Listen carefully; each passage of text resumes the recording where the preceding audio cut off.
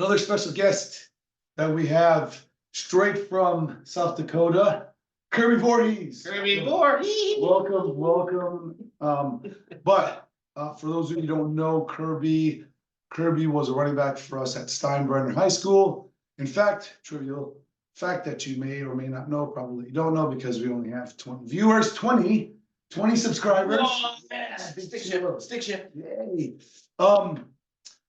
Kirby is only one of 2 1,000-yard rushers for us at the high school. Do you know who the other one is? I do. Do you know who the other one If is? you know who the other 1,000-yard rusher is, aside from you. Got it. I thought for sure you would say Dion Sanders. I thought for sure you would say Dion also. But how you been doing? When did you get back? I got back on Wednesday at 1 a.m. Okay. And freshman at South Dakota State, playing football up there. Tell us, for one, What is it like being a Jackrabbit? Yeah. I mean, there's a lot of things that are very similar to Steinbrenner, the way that they run the program. Mhm. Well, for starters, I didn't even know. I didn't know that a lot of like people use periods for practices. I thought it was Okay. but like apparently a lot of people use that. Yeah, I think like everybody uses Yeah. it, so. And then the head coach, the head coach is like he's a really good coach. It's kind of hard to tell his emotions, Yeah, but like he gets the job done. So that's what matters. yeah, and true freshman stepping away from football.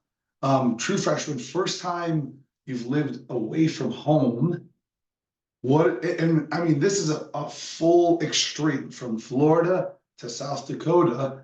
What is it like living in South Dakota? I mean, what town is South Dakota State in? It's in Brookings, South Okay. Dakota, which is probably one of the most depressing towns I've ever been in. What is the population? It's about the same size as Lutz, Okay, ooh, the whole town? the whole time. So does the whole town, like a lot of college towns, does everything revolve around Yeah. college? Yeah, it does. The problem is like there's a lot more to do here, and there's a lot more like things around Lutz. Yeah, And like in Brookings, there's just Brookings, yeah, and there's nothing around it. There's nothing to do. It's a heavily old person populated town. Like, I have a friend, Katie, who lives outskirts of, like, about 30 minutes from Brookings. And legitimately, when Durrance went there, and when she found out Kirby was going there, she's like, oh, they have a place to stay and eat whenever they want to come. I'm just like, that's very generous, but that just like, shows the community is like all about that school, and probably not a whole lot there. like the movie Bull Durham. Yeah. She's like, come on over anytime. We'll take care of your boys. So what's it like going from being like a big fish in, small area like Lutz, and then you get up into college where everything's bigger and faster, everyone's stronger, and now you're kind of thrusted back on the bottom of the food chain, and you're having to fight your way back up? Well, I'll say that it was what I expected coming from high school to college, but I mean, it helped that like I kind of had to grind for everything in high school, and so like the grind kind of stayed with me through college. The hardest part about like going from the top to the bottom is like you have to grind, and you have to grind like you don't know what the future's gonna. So you're grinding for no initial recognition. Ooh, I got a buddy. He is a strength coach at the University of Charlotte now. He was at Georgia Tech because where I met him. Super guy named Lou Carella, and he said, I've heard it multiple times, but he said it to all his guys there at Tech and now the guys at Charlotte, where like how far are you willing to run when you don't know where the end is, right? How far are you willing to push when you don't know where the finish line is at? And I think that's a huge separator for college guys. And this is a great lesson that you're going to learn early, that if you just push for the sake of pushing, without looking for the end result, then you're gonna end up exactly where you're supposed to be when you're supposed to be there, right? And that's the same as when you were in high school. In high school, you came up and Dion was in front of you, but at the same time, I remember your very first carry with us. We talked about it on that show. And that first carry was always a touchdown, like 60-yard touchdown. And immediately we knew, because we're your coaches, that like this guy's gonna do something, you know. But in all fairness, the difference between you like 20 years ago playing high school football going on to college, and then college football now, the demographic has changed. Like you're not getting nearly as many looks because you're white rather than if you're black. And that's just, you know, the reality of the world. Doesn't mean that you can't succeed where you're at, but I think that chip has been on your shoulder for a long time. And no lie, I think it carried you through your high school career, because you always played. And if you watch, golly, I should have put up some of the highlights of Kirby. Some of Kirby's best highlights aren't even him running the football. It's when he's blocking. He absolutely annihilates everybody that's in his path. Draymond Green style, which is last week. We saw that. Wear a cup. Wear a cup. But being up there now at South Dakota State, it's the demographics changed. Like you said, it's primarily, you know, older people up in that town. Likewise, the demographic of that part of the country playing football, there's a lot more white dudes than there are black dudes playing. So it's kind of similar to what it's like here at Steinbrenner, right? Now tell me, playing in that group of guys, is it the same? Does it have the same feel as the guys at Steinbrenner? Or are those guys more competitive, less competitive? Is it more of a, like everyone's bought in, or is it a bunch of individuals that are trying to do one collective job? So we got a new running back coach this year, and I think he's gonna get a great job at like kind of like creating this like brotherhood between these guys that have, me, they're all new people I've never met. Yeah. But like a few of these guys at the top have been together for 4 years now. Yeah. And so, I mean, there's always a level of competitiveness throughout practice, but at the end of the day, they're all homies. Yeah. And we're all gonna chill together. Which is good. It's awesome. Because we talked about it with Toby last week, and he was on a Grey Cup winning team in 2018. And he said his favorite memory of playing football was that year, not because of them winning, but because they all hung out together. They were competitive, but they were all like brothers. And we made that point last time, where culture really drives a team, drives the performance of the team. Now, outside of football at South Dakota State, what is the culture like? Is it the same as Steinbrenner? Is it different? Is it better? Is it worse? What is the sentiment in a big college football program? I think it really depends heavily on the leadership. And so most of the guys that they're basically secondhand coaches. Yeah. They're these like 6 years, like half of our O line is captains, and then assistant captains on defense, and our starting running back's a captain, and like those people really lead the team when we're not doing like football. So like it just, when after a big win, when people go downtown, like those guys are always looking out for like the young people that are awesome. Well, that's awesome. Downtown Brookings, I'm sure the one bar you guys go to. So when you got on campus, you know, we have another guy up there, Matthew Durrance, part of the championship team last year, a little bit older than you. So you guys didn't play a ton of ball together, but did you guys gravitate towards each other at all, being from Lutz, or do you guys kind of just stick with your position groups? How's that work? Yeah, I think it's more position group. I mean, me and Matt kind of, I would say similarly have the same personality. I mean, I'm not like a big socializing person, neither is he. So I mean, I guess we have that in common, but I guess it just depends on, you know, we weren't really friends back then, you know. The only thing I have in common with him is that he takes me to the airport. Which I think they are currently now They're playing tonight, aren't they? For the national championship? Or is it Next week. Next week. They're playing next I week. think it's the 5th, right? Yep, 7. the 7th.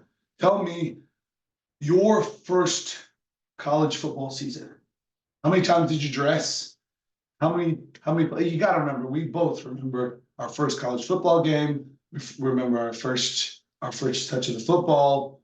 Take us through. Before you do that, what day of camp were you like, screw this, I wanna go home, this place sucks? Cause that happens to everybody at some point during camp. Day 3. It's weird, right? You think how humanly possible do these people do this? And why are they torturing us on purpose? Right? But it also goes to show you when you see the 60 some odd other guys around you and they're doing it, you go like, I can do this too. You know what I always did was, and it started my freshman year of college, I found somebody in camp, and every year it was somebody I actually like really ended up enjoying. But I found that guy in camp when I started feeling like that. And I'm like, there's no way I'm letting this dude outdo me because I'm better than this guy. And that motivated me to keep pushing until you get over that hump, and then you're just like, oh, this is easy. We're good now. 3 practices a day, film. You know, you put your head down for 3 seconds and like, oh, I gotta get back to practice. It's like, oh my gosh. So take us through the first 3 days of how camp went for you. All right, so we report at 6 a.m. That's when breakfast is, and then we don't get done until 9 at night. All right, and so first of all, I didn't know it could get that hot in South Dakota. And I was expecting it to be like cold forever, but it was probably like 95 Ooh, during fall camp, and like it was almost like practicing here, yeah. but it was just like so much fast tempo. Yeah. So like it was just like one thing after another to another. You're going to different places, different drills, different like working on like team and stuff like that. Yeah. And so like, it was so fast paced compared to what we did here, and I thought this was fast paced, but it was wide eye opening. Tell me how much collisions or how much contact did they put into camp before y'all got started? Not much, because we have a lot of veterans on our team. Next year will probably be a little bit more because we don't have people like going to the league right after. But yeah, so we only went live I think twice during fall camp. Okay. As a team. Yeah.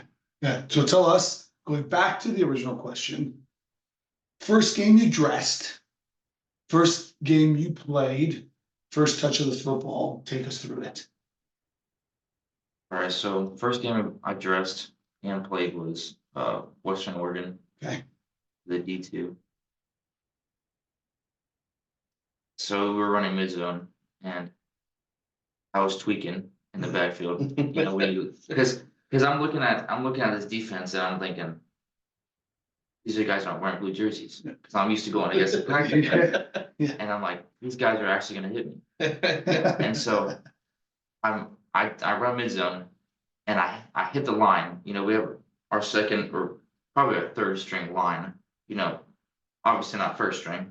And so, you know, I hit this wall, these guys right at the line of scrimmage, and I'm getting stood up. And in my opinion, it felt like ages for these guys to blow the whistle.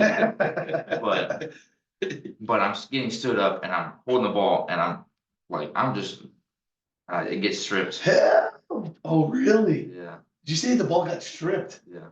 Oh no! Fumble? Yeah. My very first.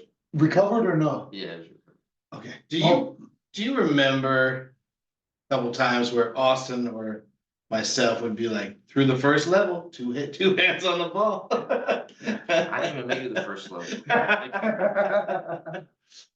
But That was first carry ever. That's awesome. That's awesome. That's a great story. Okay. My first play in college, I was on kickoff return on the second level, and we went back to make our wall, and I turned around, and this All-American fullback from the other team is coming at me, and I'm like, man, he's moving quick. And in my head, I'm just watching him, but I don't know if I'm moving. Yeah.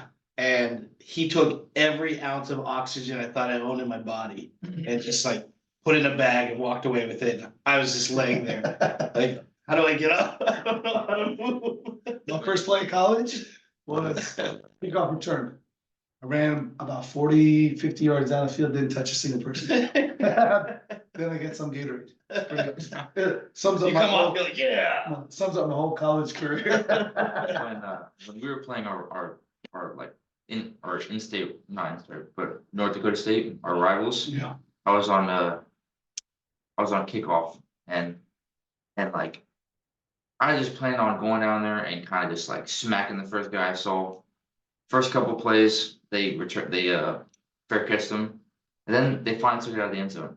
And I'm running down, and I see their starting linebacker, and I'm just running. I'm looking, trying not to get like sideswiped by someone, and we kind of just like meet eyes. And I'm just like, "You gonna have it?" So I put my head down. I hit him on the left side of my head. Hit him. My whole body goes numb. The guy runs right past me. And I get up and I'm like, I'm trying to look around because I got a concussion at this point, but I'm looking around and I look around behind me. He's like 40 yards down the field. Right? Yeah. It's a totally different level, totally different. Remember, we had you for 4 years because you did not play JV. But part of that was because of your physical capability. Part of that also was because we knew, we kind of had an idea you were going to go to the next level. So we had spent time because we've both already been in that spot trying to feed to you all of the stuff that you were going to get when you're up there. Thank God you were a good student, so we never really had to worry about the in-classroom stuff. The on-the-field stuff, we never really worried about because it was like, okay, he's got it all down. He's an actual football player. But where we were the most worried was on the social side, because you remember the first time that you had ever rode with us, or the first time we had ever taken a road trip. Do you remember that? Yeah.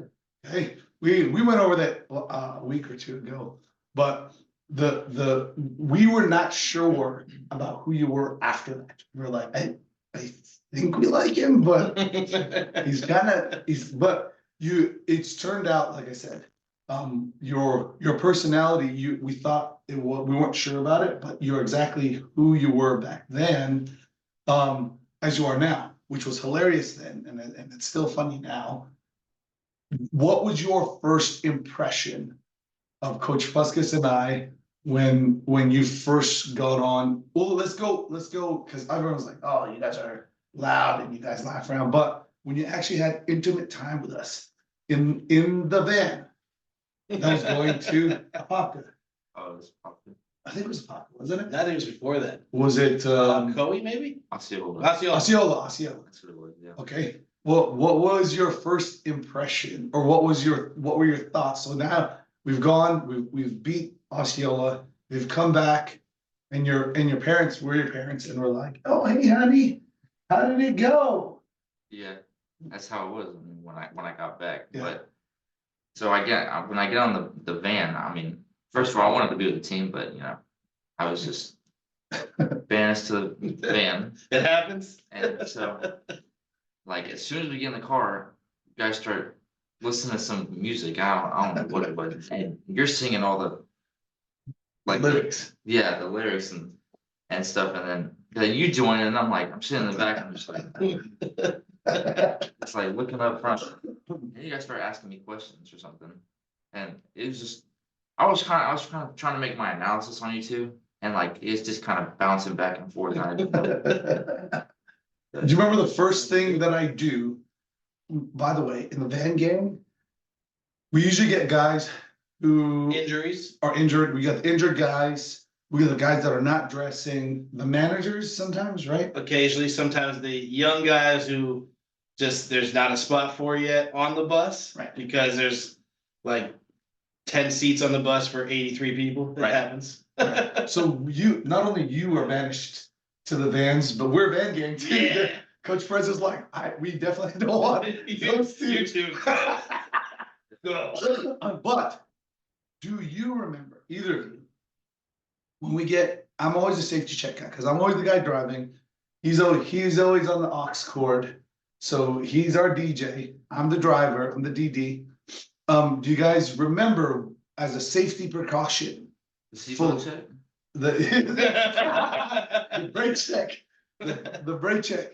That's it. We got it. I love doing it to the guys. I always go, hey, make sure everyone's got their seatbelts on. And just as we're pulling out of the parking lot. And you tell them ahead of time, hey guys, make sure you buckle up. Make sure you buckle up. I'm gonna know if you're not. And as we leave the Steinbrenner parking lot to that first light going on to Lutz Lake Fern, I probably brake check us like 17 times. So by the time we get on the road, they're already on their toes ready. And then Coach Fuskis throws on the music. So good. What's the song that you love to put on for these guys? My, Wait, let Kirby answer. What's his favorite song that he throws on? The very first song, the first song. Like I'd say The Greatest Show. Ooh, that's pretty that's good. great. That's Is great. it? I don't- None yet. Tell him. Well, you're gonna probably say something different than me. No, not coming home, going there.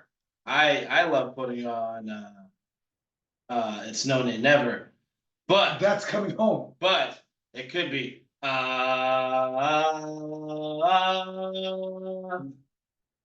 Make Poop.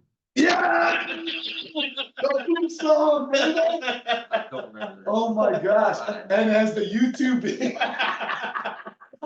The YouTube video, that is the introduction to every person that comes into the van. Is the brake check and the poop song. And it's just Everybody like, knows this. what? So by the time we've only gotten a mile down the road. We should put out a mixtape We should. for all 20 viewers out there. Yeah, exactly. Hit us up, comment, like, and subscribe. Tell us, do you want the poop remix? But Oh, man. tell us and take us through how school is going up there in South Dakota. Tell us what you're gonna major in. Tell us what your plans are. Are you going to jump into the portal like every other guy that we know that's in college football? School wise, I think it's pretty like easy. I don't know. I feel like the class I took this year, or something I could have taken sophomore year. Okay. So that was nice. It might have been because like I was in boom boom classes, Yeah. but Until your senior year, when you took the greatest teacher of all time. yeah. And so what was it? The second question was, Oh, major. yeah, what is your major? I'm majoring in business economics. Okay. And we actually haven't gotten to ask anyone this, but what's it like as a player? And you got all these guys around you, guys who've been together for a few years, and then some of them are just like, hey, I'm out. I'm gonna go test the water. Is it weird or is it like just accepted in the player community? Like, how's that work? Do people get like frustrated or? It is accepted in like as in like college athletes and so we had a running back that decided to enter the transfer portal like a month ago maybe, and he was actually the running back that hosted me on my official visit, and so that kind of hurt me because like he was a good Mentor? yeah, I enjoyed being around him, but his reason was because he thought that there was a better opportunity to play running back somewhere else. I mean, but I think it hurts the coaches more than it does the players. But another thing about South Dakota State is that South Dakota State, like for me, they came in at the very last second and offered me scholarship. It kind of creates an unsaid loyalty to them. So these guys aren't really going to transfer for no reason. You know what I'm saying? These guys really took a chance on them, and that loyalty is repaid by staying there all 4 years. Ooh, that's I love old, that. that's an old school thought process because I love that though. we talk about it all the time. And the way that college football is, the landscape of it now is, and you see it again, there was another quarterback which guy? He left and he just signed on with Texas. But that's like, it makes like 5 or 6 of the top quarterbacks that are leaving, let alone, thousands of kids. I think when the transfer portal first opened, was it a couple of years ago? There was only about 1,000 kids that went through. Now there's 4,000 or 5,000. 4,000 or 5,000, but I read the statistic is still the same, where there's less than 40% of guys who will find another home. Like, so imagine you have a guy that you're playing with, like that guy, unless he's got an ironclad like offer from somewhere else, which, just by the by, you're not allowed to be, like, colleges are really not allowed to talk to other players until seasons are over. But I know, that happens. What would make, my concern is what would make a guy want to go, not knowing that he's got a spot and that he's already in a great program like the one that you guys are in, right? Like that always baffles me, because you're rolling the dice, and unless you're playing baseball where 30% of success rate is you're like a very good player, 30% of you going out and then finding a deal as good as the one you got doesn't sound like a good deal. I mean, Well, you take a guy like Mitchell, who saw his stardom kind of blossom when he was at FIU, down there with a couple of our guys. Phenomenal player, like huge fish in small pond of FIU's rebuilding. He's getting 10, 15 targets a game, making a name for himself. Goes in the portal last year. Yep. Goes to Maryland. So-so start this year. All of a sudden, he halfway through the season, correct me if I'm wrong, you know who you are. Halfway through the season, he's like, I'm declaring for the draft. Just stops playing. And now all of a sudden he's back in the portal again. So it's very baffling sometimes. Like what would have happened if this guy stayed at FIU? yeah, And would he have, I mean, if you're good enough, you got D1, D2, you got D3 guys, Ali Marpet for the Bucks a couple years ago, who get drafted. If you're good enough, you're going to get found, right?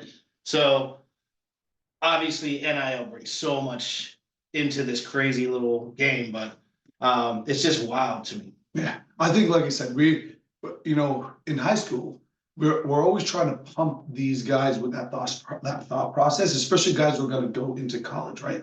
Because even in high school, you're starting to see guys transfer, come and go. Like the coach, or like the quarterback at Gaither, we just found out now, he's transferred down to Venice, right? Now, again, we always try to pump to you guys. The grass always seems greener on the other side, but a better question, or a better, thing that you should seek rather than what does it look like over there is, are you keeping the grass green on this side? Like, are you watering the lawn over here? Are you cutting the grass? Are you fertilizing it over here? Because if your attitude sucks, if you're a me guy instead of we guy, then you're going to go to the other side of the fence where you think the grass is greener, and you're going to kill the grass over there too. And so that's where to me, it's tough, because I'm a loyal guy too. And I'll stick at a place through the thick and the thin, because the truth is, you go over somewhere else, they have as many problems as we do. They have as many issues as we do. And you're just trading one for one. But now you've got to start all over again. And you got to start over and figure all that stuff out. Yeah. It's like a big Rubik's Cube. Yeah. But why would you not want to help cultivate the land that you live on? Yep. You know what I mean? Well, and that's where, when Coach Prez took over, and we had conversations, right, of the kind of program that we wanted to create. The conversation was, do we want to create a championship program, or do we want to create a championship culture? And he was the first one, without hesitation. Coach Perez was like, listen, we want to create a community here. We want to create a culture here that everybody enjoys their experience, right? Win or lose. And so since we have been here, and since Coach Perez took over, we have been trying to nurture that, and win or lose through the program. That's, I think, why you see guys come back from 10, 12 years ago. That's why you see guys who now have joined our coaching staff multiple times. That's why you see guys that come back from South Dakota State, right? And they're like, hey, you want to jump on the podcast with us? And there's immediately like, yep, let's roll. Because I think the focus in our program is rather than just create a good program and good football players, we're trying to create great men. We're trying to create men that walk out of here that are better than us. And you guys have to take the reins and you got to lead the society. So I think that is going to be something lost. That's gonna happen. You're gonna see free agency like you do now in college football. Then you're gonna start seeing free agency in high school, which is now starting to happen. But we always knew you were an old school guy, just how you behave and how you move.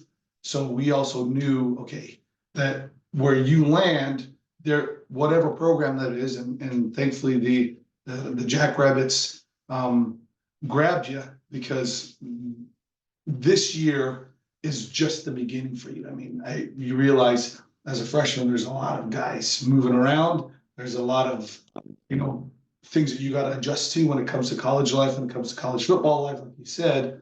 But you keep on your path, you keep doing what you're doing. You're going to do the same great things that you did here at Steinbrenner up there. You just got to focus on the process and not the prize. If you fall in love with that part, which you're a guy that loves the gym, you're a guy that loves contact, you're a guy that loves football, dude, that's easy. And you're a good student. So you're like a coach's dream when it comes to a guy on the roster. Because now I don't have to spend extra bodies and extra people checking out on you or checking over you. So tell us what you're doing for Christmas. What's your plan? My plan is to chill at home with my family, and eat food. Big bro back? I get home and he leaves Thursday night Uh, to go to Canada Oh, because he's thinking about marrying this girl in Canada. ooh. okay. I'm not gonna lie, she's going to college to be a pastry chef. That's cool. Oh, okay, that's So cool. like, you need some. Yes, I do. In fact. She's insane at cooking. That's good. That's good. And how's mom and dad doing?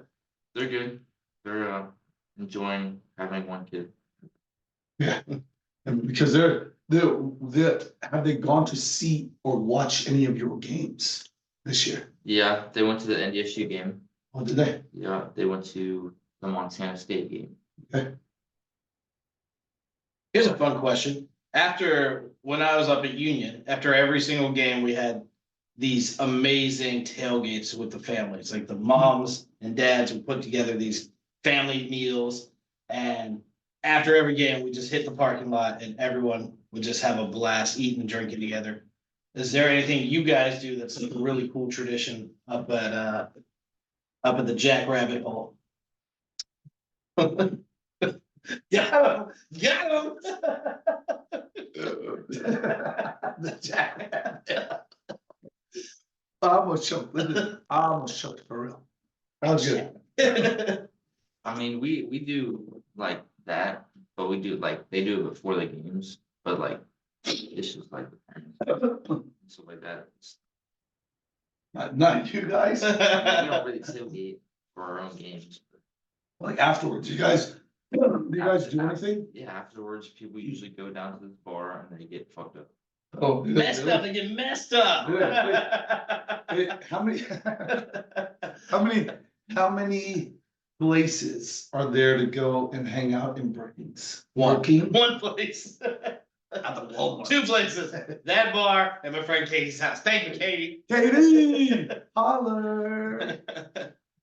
What's it like? What's the, how many students, not kids, because you're all young adults, how many students go to South Dakota State? Like total, Yeah, I think it's like 12-5. okay. And do people hang out usually at the same spots? I mean, we have this downtown, which is like it's like this one row of like maybe like 30 businesses. Okay, But like we've got like the team is sponsored by, or some of the like the really good like a starting running back is sponsored by this one place called Cubbies. Okay. It's like a beef Brady's, Okay. but like it's like that hot spot in Brookings, which is kind of sad, but I mean it's good food, I guess. But there's that, and then there's like these little like smoothie shops, and there's not much to do. Yeah. The downtown has like a couple bars. That's about it. That's about it. So, fun topic we've talked about pretty much every week, little by little, is NIL, right? This week, if you have been on social media, there's this amazing graphic up where, I don't know if it's true or not, but it seems to be because everyone's sharing it on ESPN, is that this year, MVP NFL player Brock Purdy, who is #1 right now in the MVP race, is clearing about $800,000 this year. And then you go back to college at the University of Texas, backup quarterback who has a great name and lineage, Arch Manning, is making about $2.8 million in NIL money, which is just baffling to think about. And we talked about Harrison being offered $20 to $25 million to stay at Ohio State.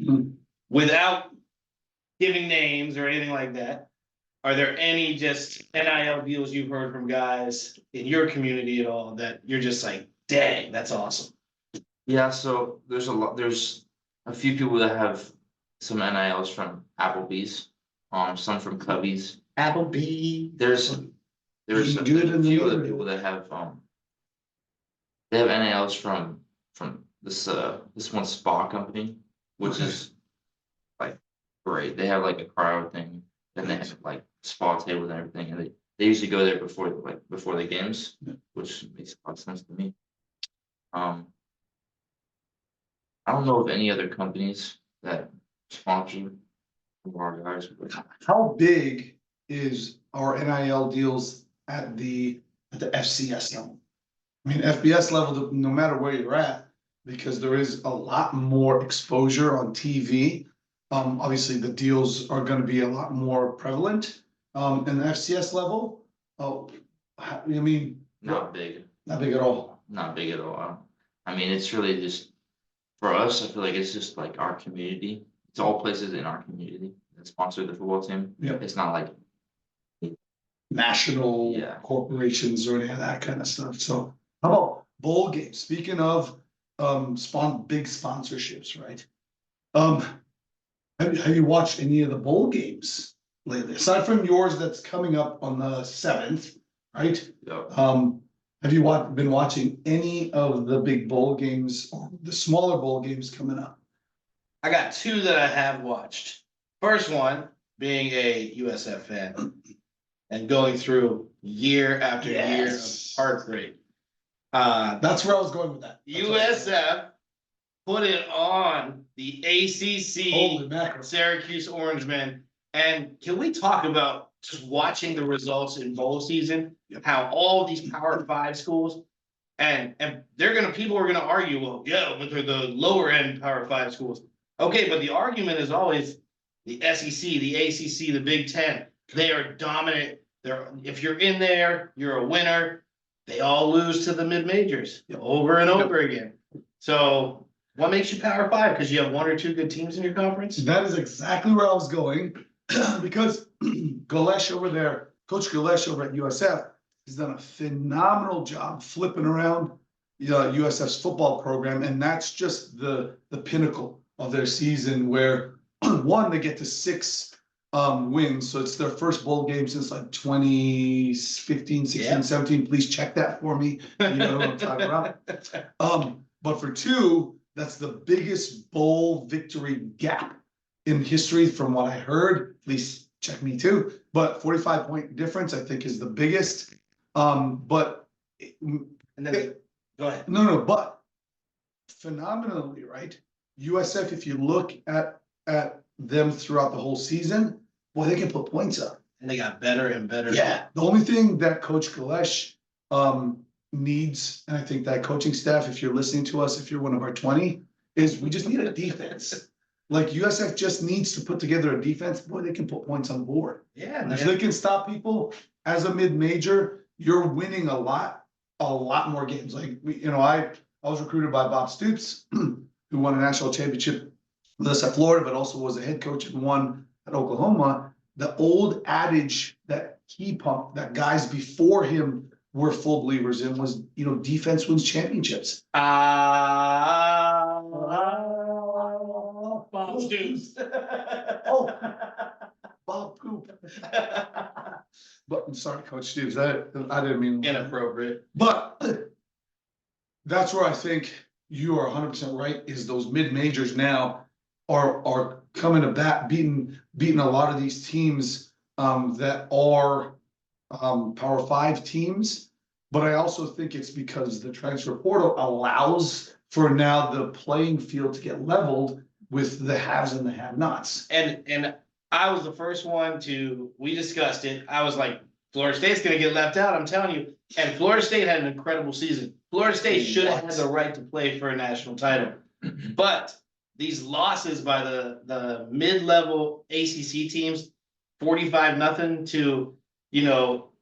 to USF, that makes you think maybe FSU didn't deserve, 12-0, they deserve. But I'm gonna fact check you because you lied. no, Yes, you did.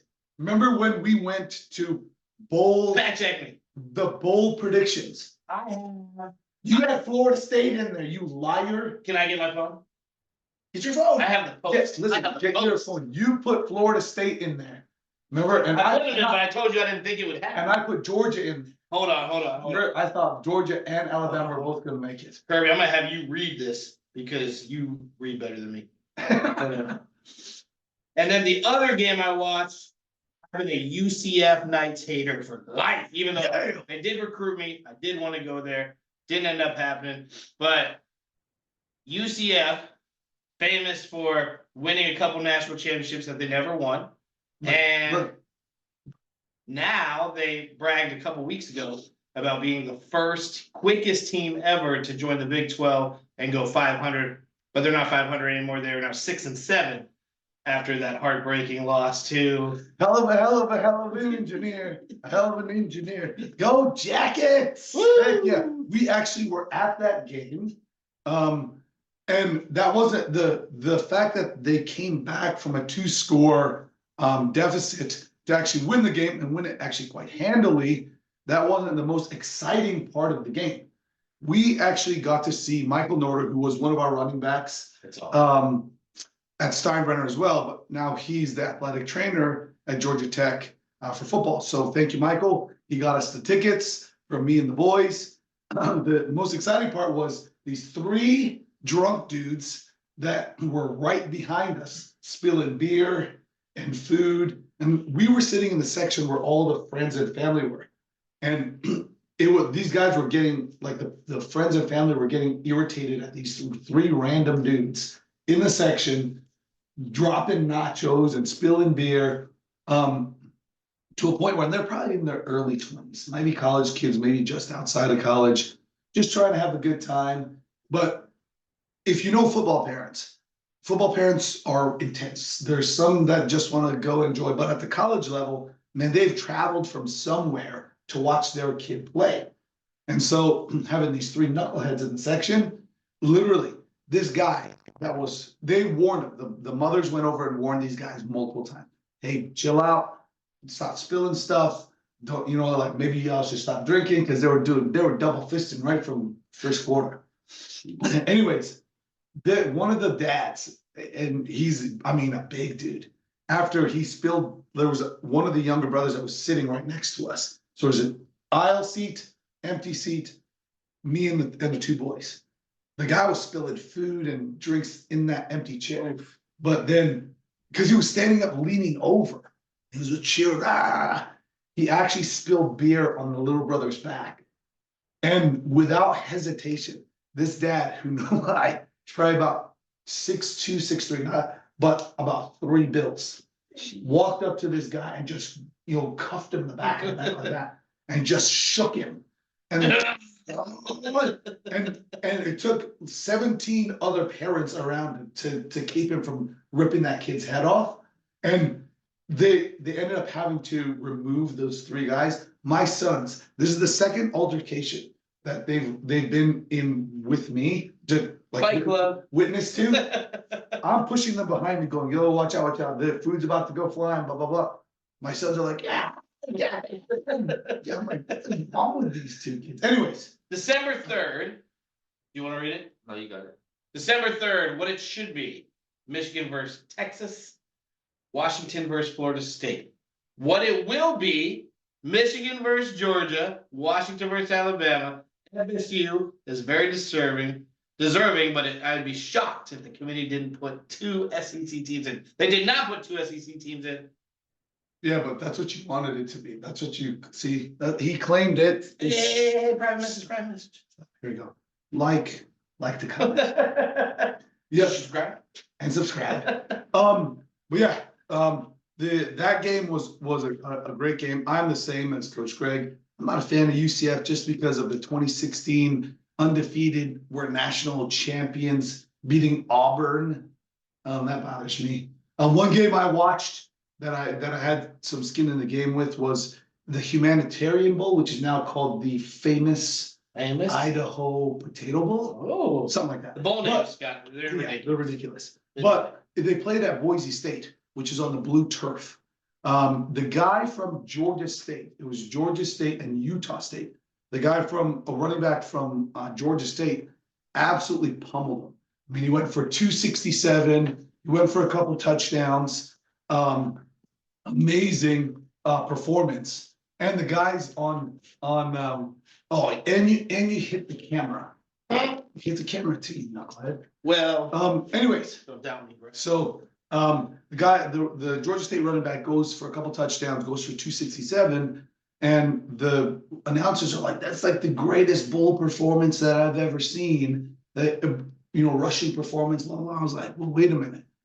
Because then I went back and in 2004, running back, a very good friend of mine, guy I coached at Georgia Tech, PJ Daniels. When we played at the Humanitarian Bowl there in 2004, he ran for 307. He actually had the NCAA record for 16 years until 2020 when it got broken by a kid from Purdue or something like that. I don't know where it was, but the record stood for 16 years, PJ Daniels on that blue turf. And then they were like ranting and raving about this guy, which it was a great performance, but shout out to my boy PJ Daniels, 307, one of the best, most inspirational rushing performances I'd ever seen. So fact check for you, famous Idaho Potato Bowl, right? .com. The bowl games and the names have gotten ridiculous. So I'm one of the big supporters in the expansion of the playoffs for FBS. I think every single conference winner should get in, and then a couple of large teams. Now we're expanding to 12 next year, but I love how FCS and D2 and D3 do it, where it's a full bracket and you go at it for like almost a second season, right? It's another like month and a half of football. What are your takes on it? Do you love the playoff system? I mean, I have no like contradictory thoughts about it because I mean I'm happy to be still playing football right now. Absolutely, nice. But I mean it's long. Usually That's Kirby. Be done with football right now, but It's always funny because it's just like football camp, right? You get into camp and every single session you're getting back to your place, you're like, I could sleep for 15 minutes right now. And then as camp's coming to an end, you're so glad it's over, but you're like, dang, camp's over already. And then the season's going and you're like, oh man, I'm halfway through the season already.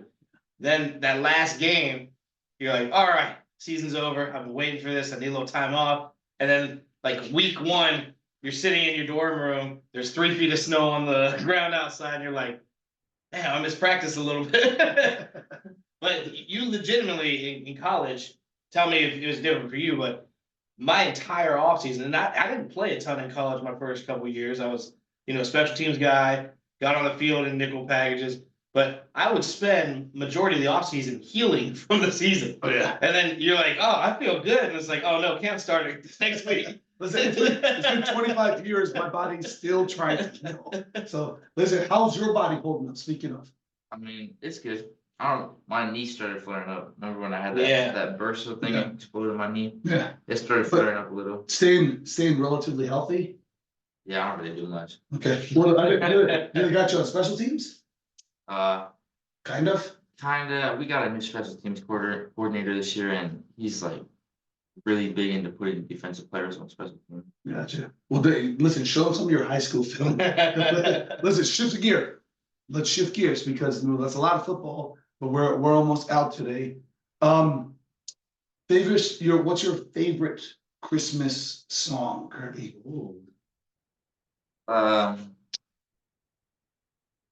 Probably Santa Tell Me by Ariana Grande. Ooh, Whoa. that was very specific. I Yeah. thought he was gonna go with the Mariah Carey All I Want for Christmas. Eve. This is the van.